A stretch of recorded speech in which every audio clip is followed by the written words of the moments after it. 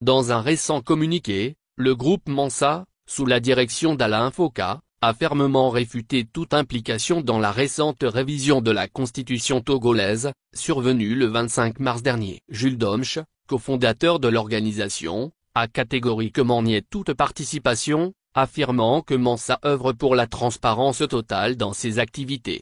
Nous ne sommes ni de près ni de loin impliqués dans ce qui se passe actuellement au Togo, a déclaré M.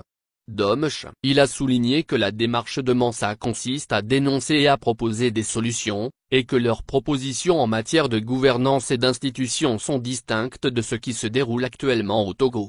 Interpellant les sceptiques, le porte-parole de Mensa a invité le public à consulter leurs différentes plateformes pour vérifier leurs actions et leurs propositions concernant la gouvernance et les institutions, afin de constater par eux-mêmes la différence avec la situation au Togo.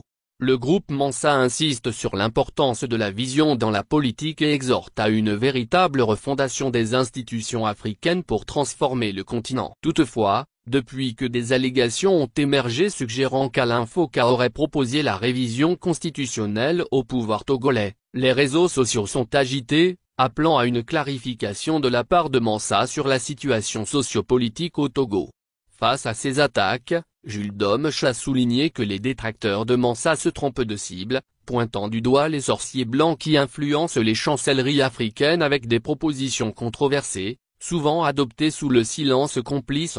Malgré les critiques, le groupe Mensa reste déterminé à poursuivre son projet et a affirmé qu'il ne travaille pas dans l'obscurité. Le jour où Mensa sera impliqué dans une réforme constitutionnelle ou dans tout projet de transformation institutionnelle en Afrique, vous serez les premiers informés, a déclaré le groupe dans son communiqué. Mensa maintient sa position de transparence totale et continue de dénoncer ce qu'il considère comme des injustices et des propositions insoutenables, tout en appelant à une véritable transformation institutionnelle en Afrique.